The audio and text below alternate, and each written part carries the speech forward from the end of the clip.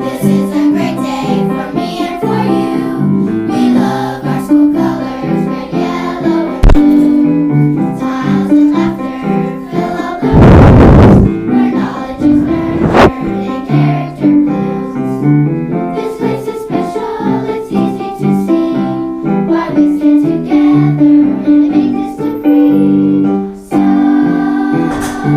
just for today and all that you do, remember to play whatever it takes. Pontiac, Pontiac, proud of you. Pontiac, Pontiac, proud of you. Pontiac, proud. Hello, Pontiac parents. Welcome back to the news show. I'm your host, Savannah. And I'm your host, Amir. Today is Friday, February 7th, 2025. Happy Black History Month. Here's our look at our 5-day weather forecast. For today's weather, we have a high of 75 and a low of 60. We have rain in our forecast for the next week, but we have some sunshine ahead for the Super Bowl Sunday.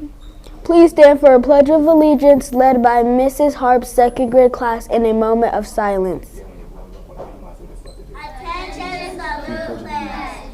I pledge allegiance to the flag of the United States of America and to the republic for which it stands, one nation, under God, indivisible, with liberty and justice for all. Please pause for a moment of silence.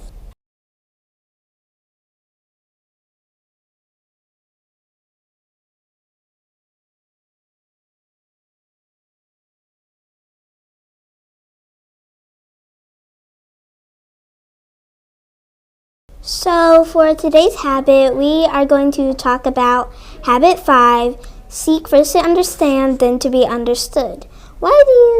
How do you think that we could use this habit in our daily school days? I think we could listen to someone's side of a story before we assume. I agree. I think that we should listen to the other side of the story, make sure we understand what the person is going through. And I know that for Habit Huddle in my personal classroom, we've been talking about courage and consideration. So, what's for lunch today? For lunch today, we will have Choice 1, cheese pizza. Choice 2, barbecue chicken fajita pizza. Choice 3, fresh turkey and cheese sub.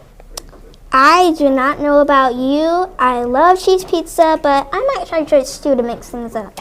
Now here's a look at our Friday feel-good tip. Good morning, Pontiac parents. I'm your host for today's Feel Good Friday, Maya. Today's Feel Good tips are to make others feel known and valued. What might this look like?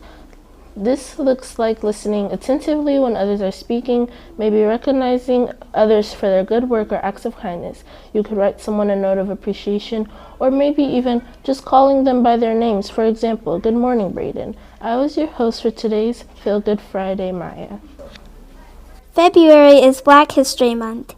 Each day will highlight a prominent figure in Black and African American history and their contributions toward American history. Today we will look at Booker T. Washington. Booker T. Washington was born into slavery and rose to become a leading African American intellectual of the 19th century. He founded the Tuskegee Normal and Industrial Institute, now Tuskegee University, in 1881, and the National Negro Business League 2 decades later. Watch this clip about Booker T. Washington.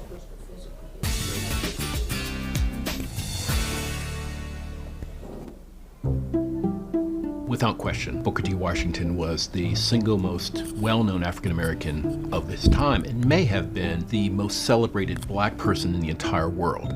Future educator and orator, Booker T. Washington was born a slave on a Virginia plantation on April 5, 1856. He had to work as a young child, and so he had to juggle hours walking miles and miles to school and then rush back to work. It was very difficult, but he was determined, and that's how he learned to read and write. Washington was allowed to attend school while working as a servant, and in 1872 he befriended the founder of Hampton Institute, who offered him a scholarship to the school.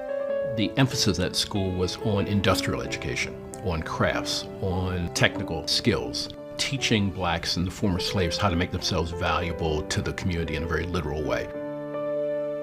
Washington taught at Hampton before being appointed by General Samuel Armstrong to head the newly formed institute in Tuskegee in 1881. This was a groundbreaking endeavor because Armstrong trusted this young man to go to Alabama and create something basically out of nothing. During the post-Reconstruction period, tensions between African Americans and Southern whites were at a fever pitch. But as evidence of racial progress, Washington was asked to address a predominantly white audience at the 1895 Atlanta Expo.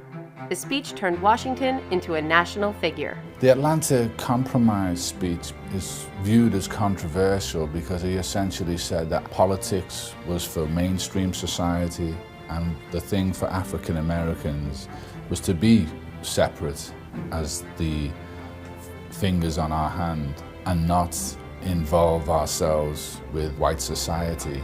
Booker T. Washington saw that as a bargain that he had to strike. Those who disagreed with him felt that he had conceded far, far too much to the conservative white South. In 1900, Washington formed the National Negro Business League to promote the economic development of African Americans. 1 year later, he chronicled his life in the autobiography Up From Slavery. Booker T. Washington's autobiography was one of the most influential books published by an African American at the turn of the century. Washington urged African Americans to accept their unequal position in society, while secretly funding litigation for civil rights cases. In 1905, however, leaders such as W.E.B. Du Bois renounced Washington's philosophy and insisted upon full civil rights for all African Americans.